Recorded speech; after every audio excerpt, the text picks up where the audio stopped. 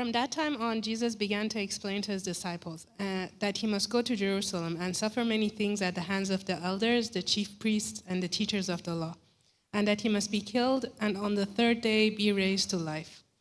Peter took him aside and began to rebuke him. "Never, Lord," he said, "this shall never happen to you." Jesus turned and said to Peter, "Get behind me, Satan. You are a stumbling block to me. You do not have in mind the concerns of God, but merely human concerns." Then Jesus said to his disciples, "Whoever wants to be my disciple must deny themselves and take up their cross and follow me. For whoever wants to save their life will lose it, but whoever loses their life for me will find it. What good will it be for someone to gain the whole world, yet forfeit their soul? Or what can anyone give in exchange for their soul?"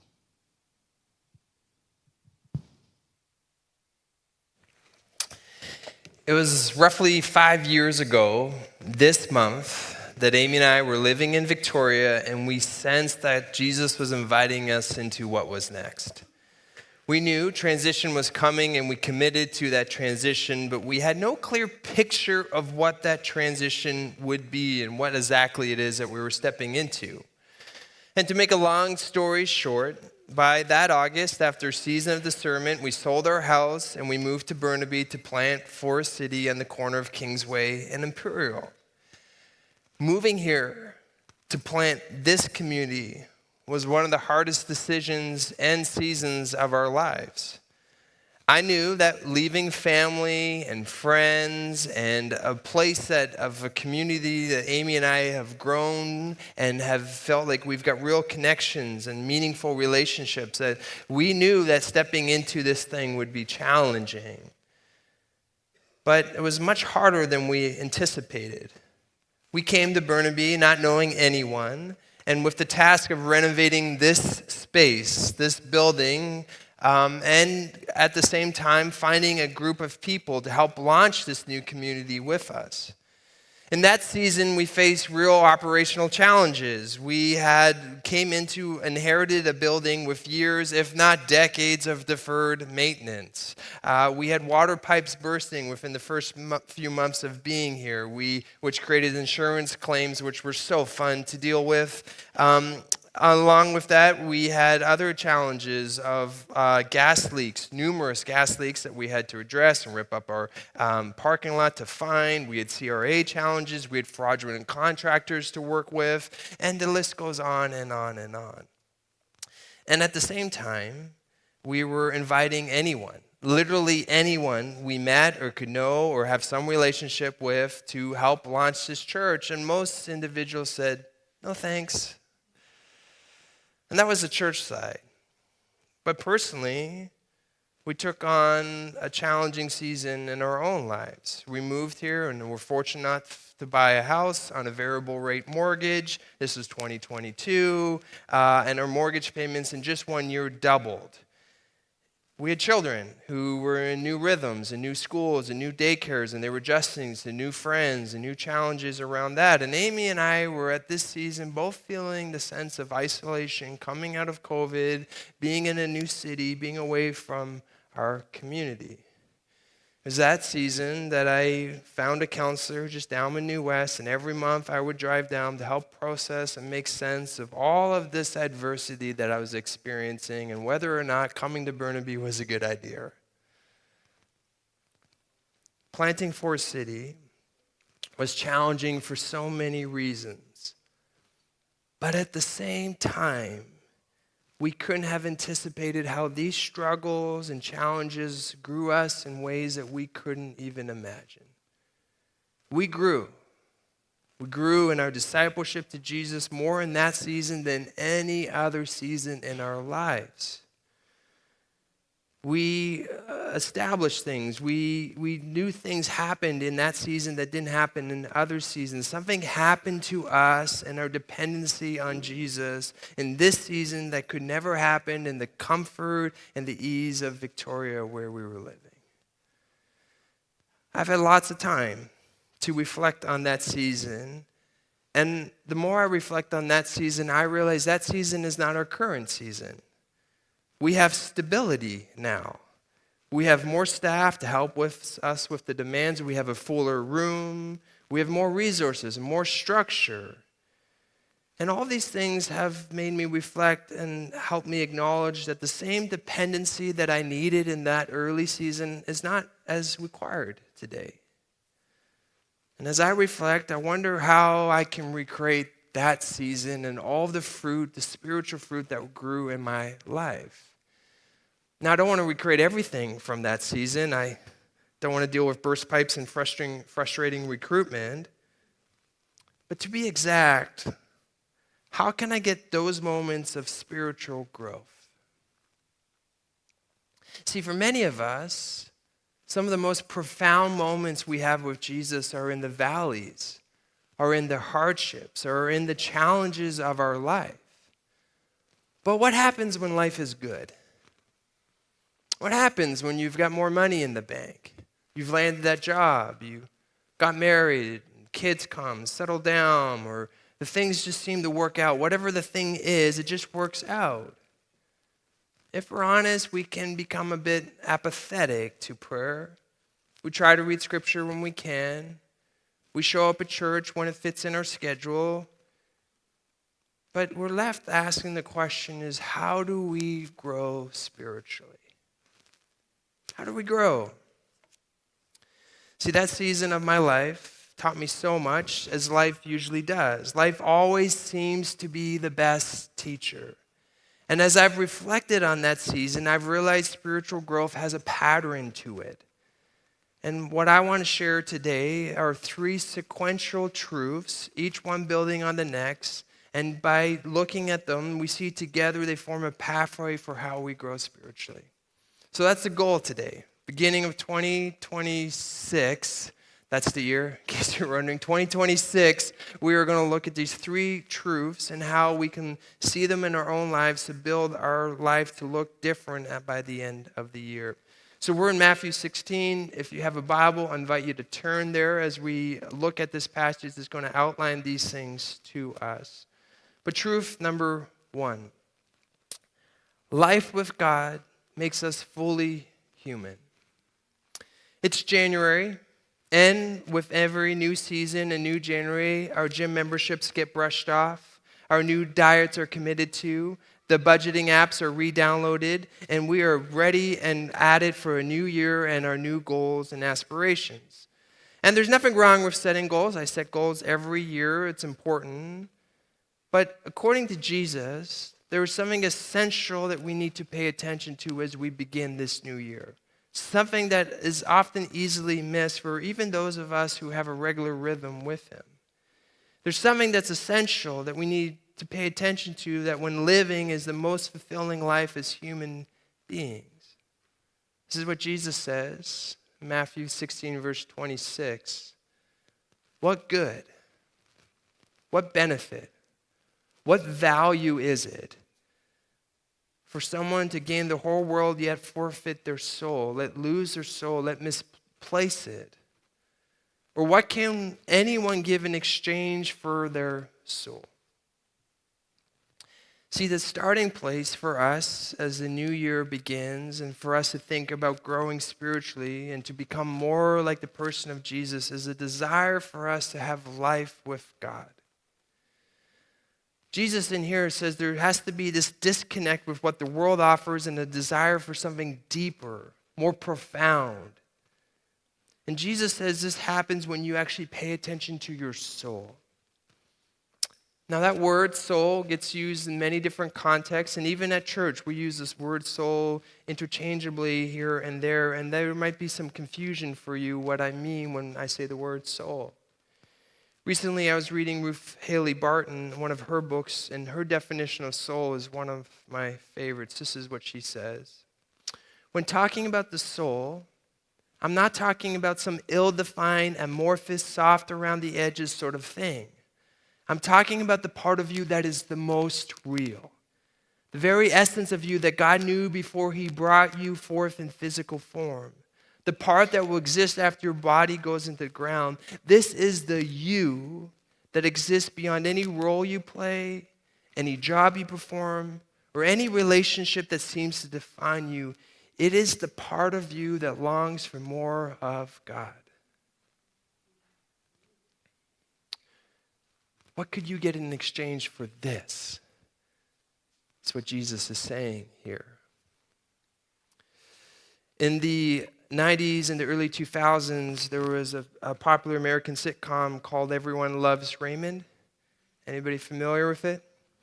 Nobody. Okay, well, it did very well. It was one of the top awarding sitcoms of the era. It's basically two brothers and their parents. It's a classic 90s sitcom. The main character was played by Ray. The main character's name, was Raymond. And one of my favorite scenes of the show is the mother is talking to her boys, and they're just making fun of her, as you do with your mother. And she's getting disgruntled and feels unappreciated, and she looks over to Raymond, and she says, one day you're going to turn around, and I'm not going to be here. And both the brothers pause for a second, thinking about that morbid thought. And Raymond turns around and looks at his mother, and he says, "Not today!" That's just my favorite scene. It had nothing to do with what I'm talking about. Anyways, during the final filming for the last show of the series, the lead character, played by Ray Romano, is talking with the studio audience about how significant this show has been for him. And with this, there's a great emotion in the moment. It ran for over several seasons and brought in lots of awards and publicity to him. And as he's talking to the studio audience, he pulls out a note from his pocket that he says that his brother Richard put in his suitcase before he moved to Hollywood. He reads it and says this: "What does it profit a man if he gains the whole world and loses his own soul?" With tears in his eyes, he looks up at the audience and says, "It's been a wonderful run, but now I'm going to work on my soul." Of course, the pastor at church on the first Sunday of 2026 is telling you that you should pay attention to the significance of the life that you have with God. However, I think what Jesus is saying here and what Ray Romano came to realize is that we can often get caught up in so many other things that we miss what's most essential in living the human life. Prioritizing the soul is not about neglecting the other parts of your humanity. Rather, it's about bringing them all together. That our fullest expression of our humanity is when we live with life with God. When we understand the focus and importance of our soul. See, in the season before we launched Forest City, that first year that we took to renovate the space and build the team, before we knew whether or not it would be a success, whatever that term means, before we knew what it is today, before we had any of those understandings, in that launch season, Amy and I found ourselves often saying that we needed this church plant more than it needed us. We needed this church plant more than it needed us. We needed the season and the challenge and the resistance to grow things in us that their current reality could not before we moved. See, that season for us reminded us of what's most important. It reminded us in deeper ways how a life with Jesus is that much sweeter. And then once we've experienced that, it becomes what we ultimately desire. Although it was a significantly hard season for our life, I would have not traded it for anything. Because I experienced in that year a depth of God that I have not experienced in any other time in my life. So for you, as the year begins, is that desire at the forefront for you?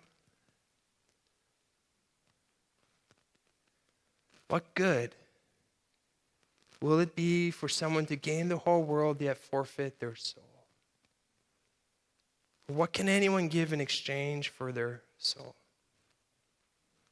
So truth one is that life with God makes us fully human, that there is a kind of life that Jesus describes that's worth sacrificing everything for.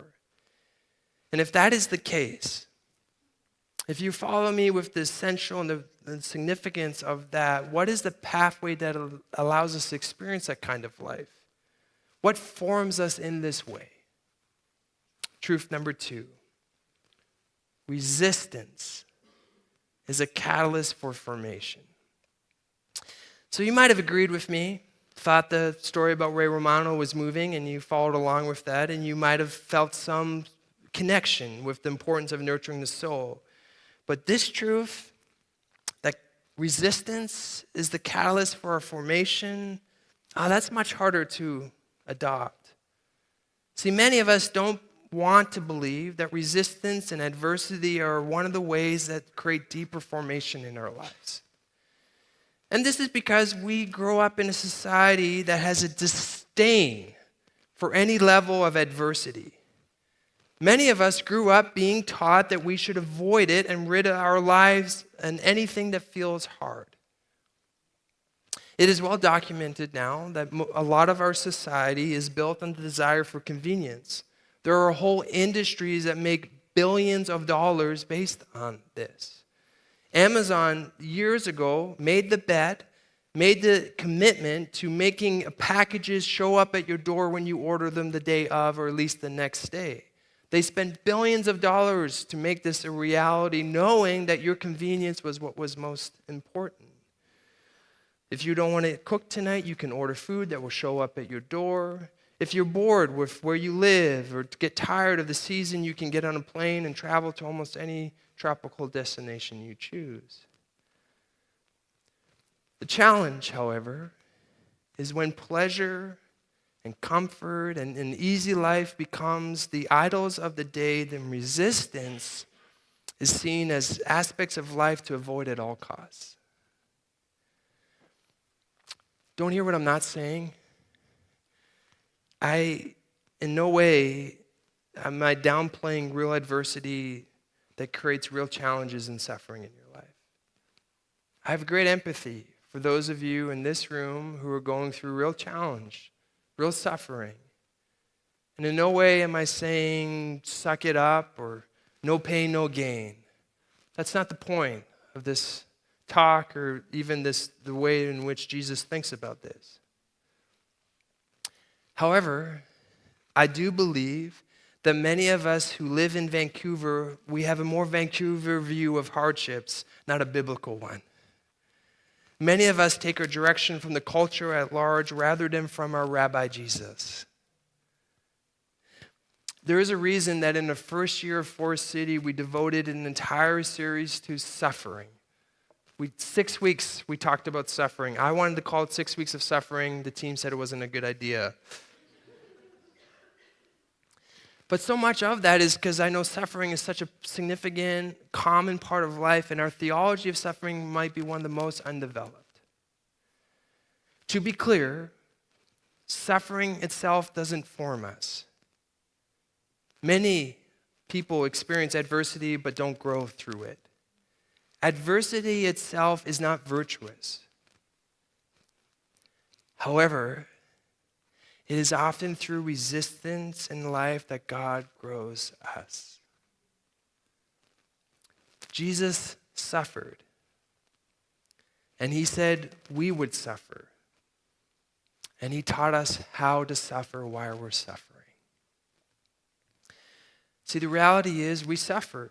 We face real resistance in life, and we're told by our society that we shouldn't. Or at the very least, we should avoid it. And the result of that mindset, of that belief, is it makes a wreck out of us, and it gives us no good answers to how to suffer well.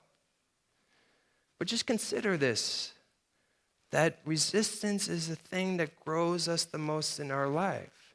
Just take a moment and do a thought exercise with me. Consider your life. What were some of the most profound, rewarding moments in it? It was probably that friendship that was really hard, that you had to work on and demonstrate forgiveness and show up for them, and they had to show up for you. Parenting, marriage, that degree that was endless nights of studying and barely got in. To have a healthy body, That takes work and energy, intentionality. To have a healthy mind, it means working through our trauma and our past. It takes work. See, we intuitively know that the richness of our life came through real resistance and adversity. And this is also the pathway of spiritual formation. The depth of this grows most reliable in the soil of resistance. Again, if the soul is insignificant, if you think you can get through life without creating the soil for it to flourish, then you can ignore this reality of the truth number 2. It doesn't matter. If the soul is insignificant and it's not important and you don't need it to live life, then you don't have to pay attention to the resistance. You can, as our society tells you over and over, avoid it as much as you possibly can. But, and it's a big one, if the soul is something you want to cultivate in your life, if you desire to be a person of depth and compassion for others, then according to Jesus, the path is one of sacrifice. So truth number 1, our fullest life is with God, of being fully human. And truth number 2 is resistance is a catalyst for that formation. And truth number 3, how do we create that? What does it look like to experience resistance? Truth number 3, we practice intentional resistance. See, sometimes in life, adversity happens through family tensions, job losses, medical diagnosis. We heard last week of someone beautifully articulate how their diagnosis of cancer became a new reality for them. And it was in that season that they discovered Jesus and grew significantly in a way that they weren't able to before. But what happens when life doesn't create natural adversity? When life doesn't supply resistance? In those seasons, we as followers of Jesus, we choose practices of sacrifice and self-denial to open us up to God's work. Because we know it's the challenges in life that molds and shapes us. This is the clear context in which Jesus said this profound verse that we just read. What value is it to gain the whole world if you lose your soul? See, the context of Matthew 16 is Jesus is beginning to tell his disciples that he's going to Jerusalem to suffer many things. He says, by the way, we're coming to the conclusion of these last 3 years, and I'm going to Jerusalem to die. And Peter is having nothing of this. This is not the vision he has for a disciple of Jesus. This is not the vision of the kingdom which he believes in. He thinks Jesus is going to come and conquer all of the resistance, take it all over. And Peter looks at Jesus and says, "You are mistaken." In which Jesus gives one of his most famous rebuke that I give to my kids sometimes. Just kidding. I said the joke, it came out, Amy, and I knew it was bad right when I said it. Jesus says to Peter, "Get behind me, Satan."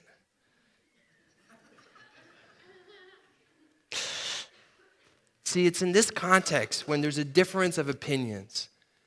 Peter's saying we need to choose a path of least resistance. Jesus says, "I'm going to suffer many things." And they have a different vision of the world.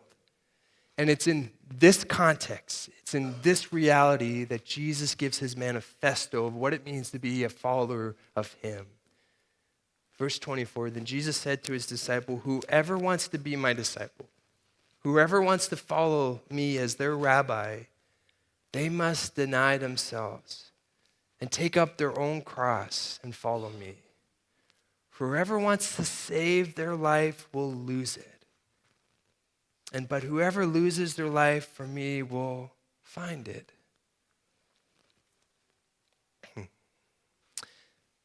This is the pathway that Jesus said to those who want to be his disciples, to follow him, to be more like him.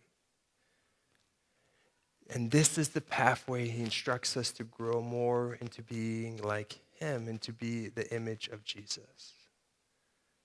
Think about it. Think about how Jesus talked about the way of the kingdom, in which Jesus frequently taught on. See, so much of the way of the kingdom requires intentional resistance. It's about having the hard conversation with someone. That awkward conversation that there's tension and you know it's there, and it's having that conversation and forgiving someone even when it's not easy. None of that is easy. It's about turning the other cheek. It's not about not being so easily offended when it's so easy to be offended. It's about being generous with what you have. It's about serving those in need. It's about going out of your way to help those, which is not easy. See, all of these is about choosing self-denial. So don't swallow the lie that Jesus doesn't call you into hard things. That Jesus' plan for your life is simply comfort and no challenge. See, I think we all know this to be true. This is a fundamental truth about life, whether we like to admit it or not. If you start going to the gym this January, you eventually will have to start lifting heavier weights to build more muscle. You can't keep lifting the same weight every day at the gym and expect to get the same results. But let me give you another illustration that I think applies more closely. When you become a parent, you face a lot of initial adversity out of your control. If you're pregnant and you are growing a living human being in your body, you know that's exhausting. It's uncomfortable. It takes a lot out of you. If you've been pregnant, you know what I'm talking about. And then it doesn't get easier because you face something called labor that comes. I've been there 3 times. I know about it. I'm very familiar with it, but it happens. That's a joke about a man trying to relate to labor. But there's so much about being a parent initially that's external resistance. Adversity is all around you. Once that child is born, then you're going to have to figure out feeding and sleep schedule and keeping that thing alive for a couple years or how long, whatever, for a while. It takes a lot of you to be invested and to be there because the adversity is constantly there. But there becomes a shift at some point. There becomes a shift that over time that external adversity will lessen. They'll need less of you. And then you will find a rhythm when you need to transition to self-selecting sacrifice, intentional resistance. See, you choose, you make the decision to experience the adversity of not having that nice meal that you really want because you're saving funds for their college. You make the decision for putting away a phone rather than answering that last email so that you can be present with your kids at the end of the day. We know that we could just simply put devices in front of our kids and that could be good and that could be done.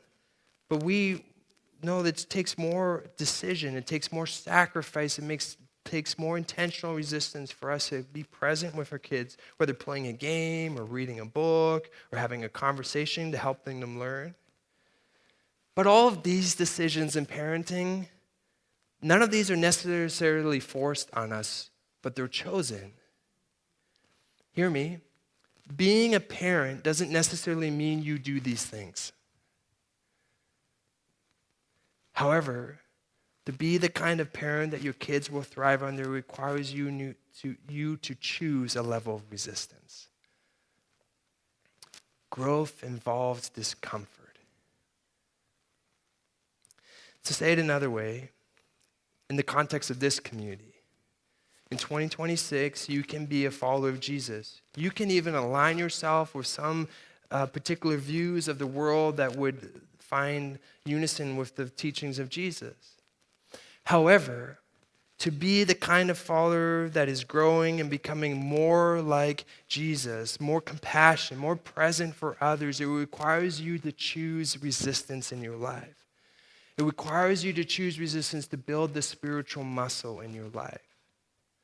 So much of the spiritual life does not happen by default, it happens from intention. So much of parenting doesn't happen by default, it happens by intention.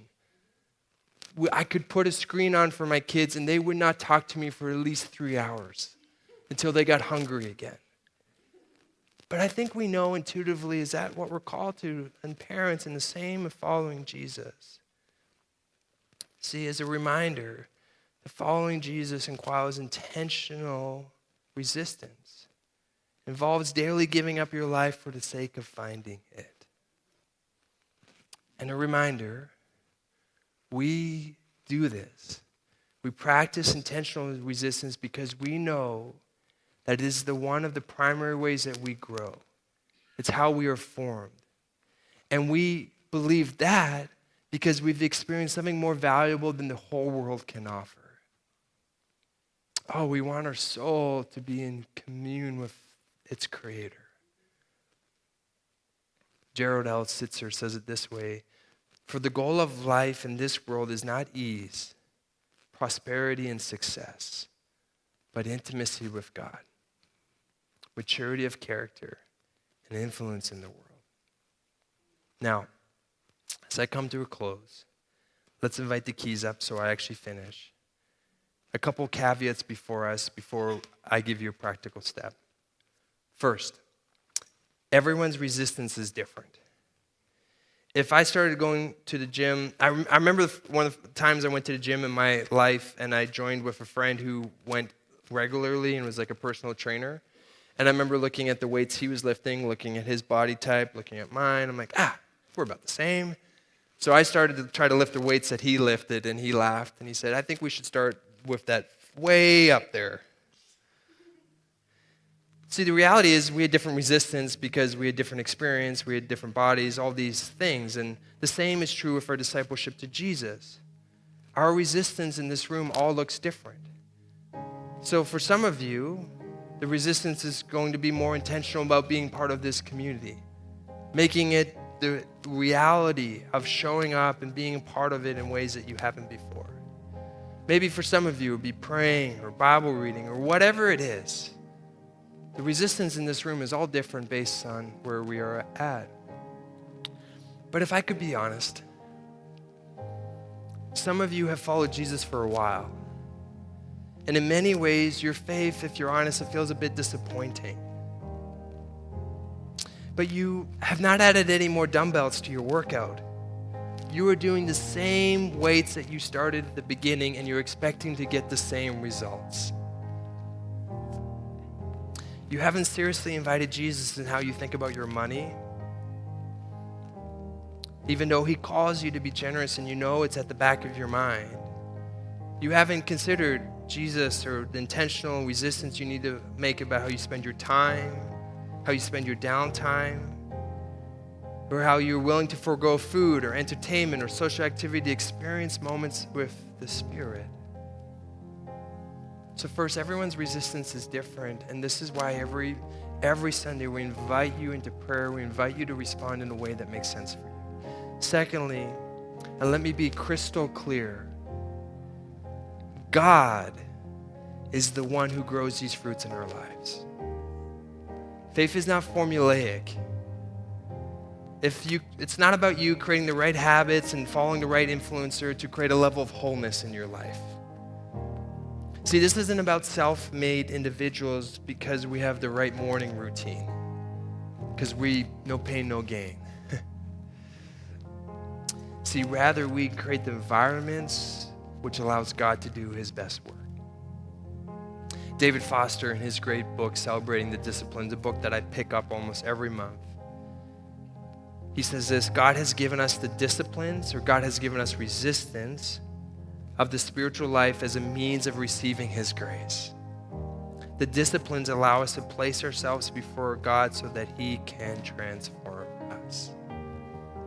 God is the one that does the work in our life, and us choosing opportunities of sacrifice is simply opening up the environment for God to receive his grace in new ways. So finally, I want to give you a practical step. As we reflect of the initial season of first coming to Forest City and those first months and as just launching this church, we realize that season is not a current season. And for so many good things, right? I love this current season. So many beautiful things in that. But as Amy and I have been reflecting on where we are at as a church, and we've talked with our lead team and have had conversations around that, we have felt that we're at the time we need to create some more intentional resistance in our life. And so this week, we're starting 7 days of prayer and fasting. We haven't done an extended time. It's only a week, but we haven't done an extended time of prayer and fasting in the history of Forest City. But Monday to Friday, 6 a.m., here at the church, there will be prayer for about an hour. Our team has worked hard over the holidays. They've created a prayer guide for you. It's on our website, forestcitychurch.ca/prayer and fasting. They've created a beautiful prayer guide that gives you prompts for each day. So if you're not able to be here in person, we'd love for you to join us at your home at 6 a.m. to pray in this season. There's a printed version in the back if you're needing one of those, but most of the material is on our website. We just invite you to go there. Friday night, we'll have a prayer and worship night at 7 p.m. Saturday, we're inviting you to prayer in your communities, and Sunday, we'll be back here. 7 days. What could happen in 7 days? What would it look like if you began 2026 with giving God a week? Give him a week. An hour a day. Giving up a meal. Giving up something here and there.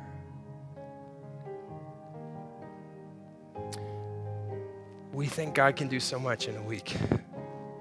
We think God wants to do so much in your life this year. And for us, we know the pathway for God to grow things in us is for us to take small increments, small moments of sacrifice. And in those, we create the environments to receive God's grace in new ways. So we'd love to see you. Love for you to participate in a way that works for you. We know if you've got family and you work downtown and commitments, it might be hard, but we love to see you at one of these gatherings, or if not, at your home, and join with us in that. I'm going to invite you to stand if you're able. The invitation for you today at the beginning of 2026 is to follow Jesus. Knowing that following Jesus is costly and hard, that the invitation is no small thing, but I believe it is the most rewarding thing. And I've experienced in my life the things that have cost the most are often the most rewarding. So this year, we're going to have so many invitations for you, and they are all invitations. I wouldn't want you to experience any pressure or obligation with any commitment around any of these things for this year, but every moment, it's a small invitation for you to choose a life where the things of God grow in you more deeply.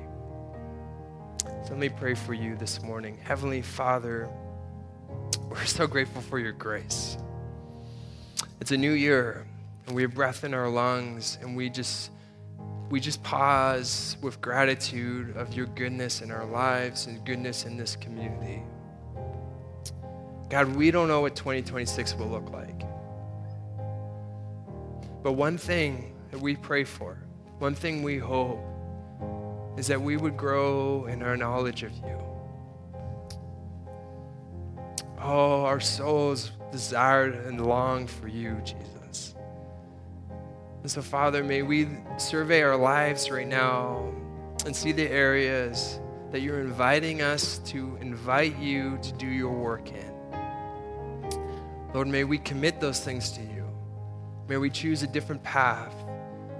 May we see the things, the fruit that grows only in the path of resistance and the things that you build in us.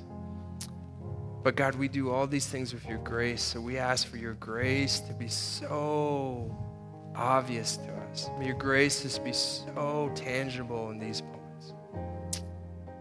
Amen.